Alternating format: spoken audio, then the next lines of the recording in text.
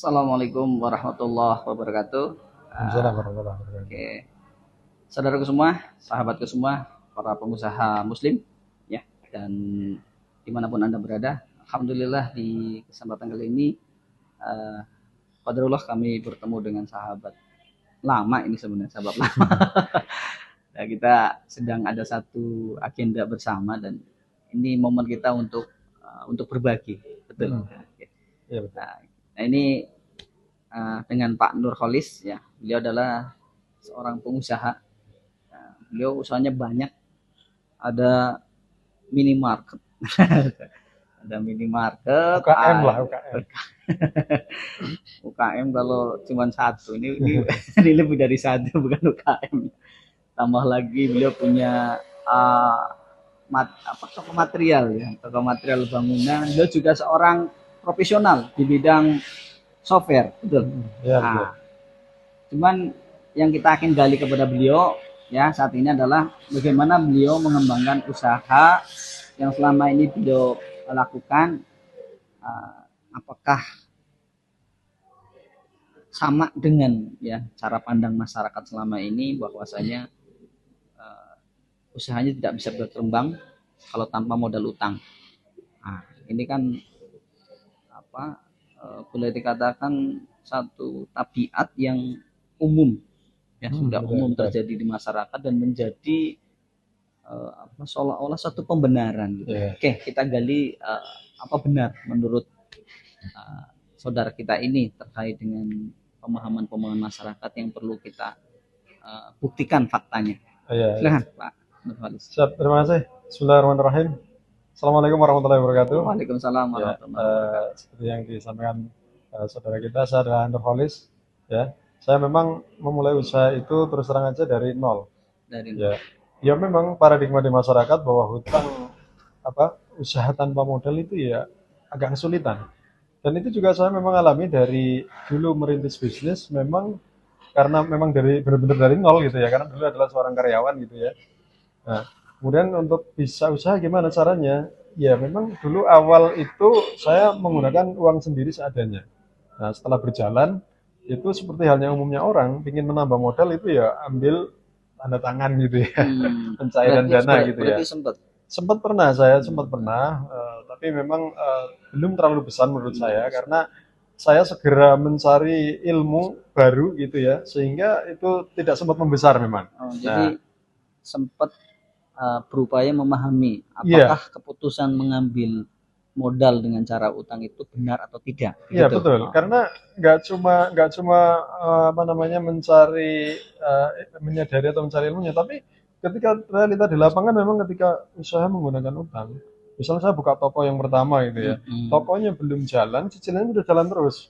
Nah ini kan menjadi berat, menjadi beban dalam sebuah usaha ya. Menjadi beban ketika omsetnya belum jelas, profitnya apalagi gitu.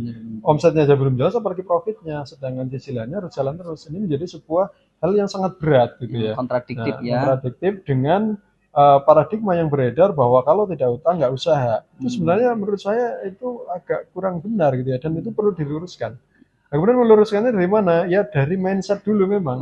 Kita harus merubah mindsetnya bahwa usaha tanpa utang pun sebenarnya bisa. Ya. Ya, terbukti setelah saya bertekad untuk menyelesaikan hutangnya gitu ya. Kemudian saya berusaha untuk usaha yang tidak menggunakan hutang.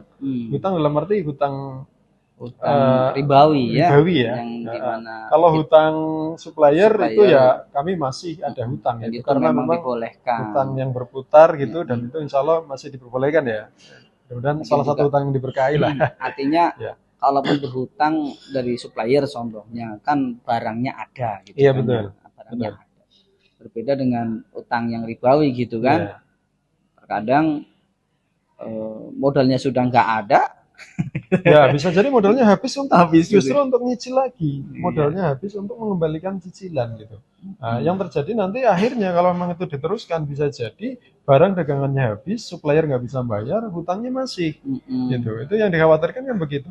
Nah, tapi setelah saya mencoba tanpa hutang, ya insya Allah jalan dan ya. Saya sudah membuktikan bahwa sebelum ketika saya menggunakan hutang itu saya baru punya toko 2 yang minimarket itu.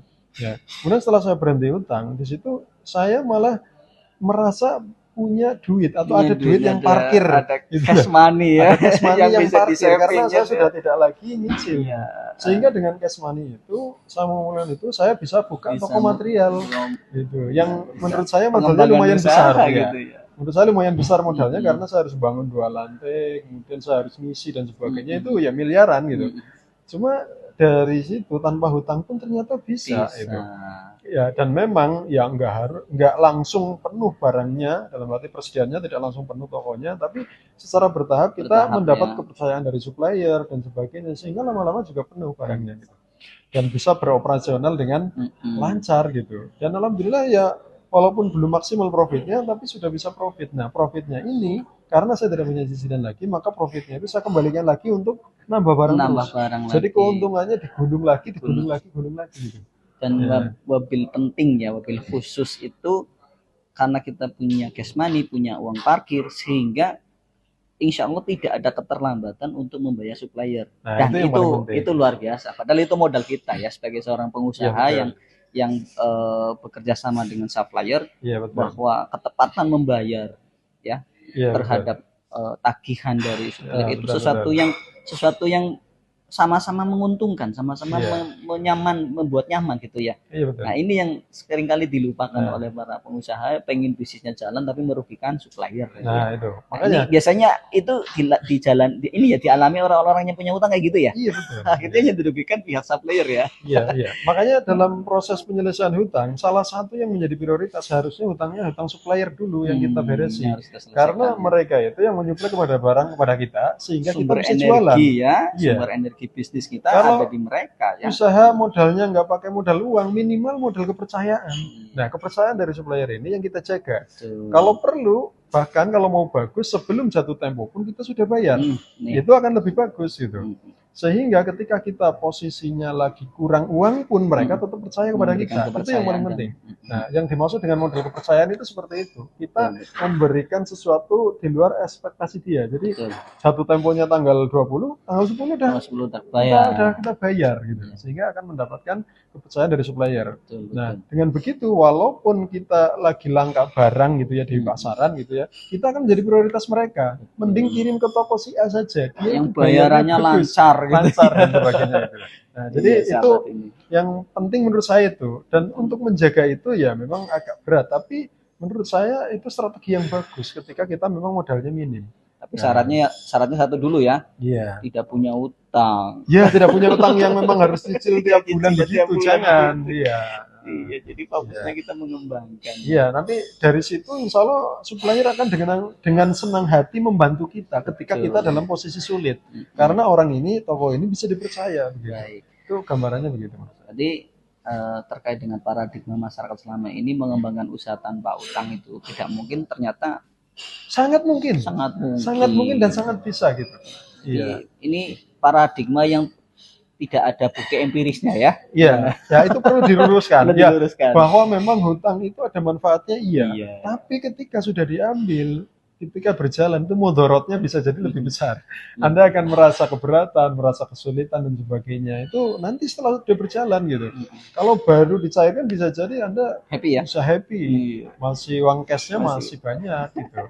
Persediaan toko kelihatan penuh, tapi nanti ketika sudah mulai membayar itu sudah mulai keberatan. Itu.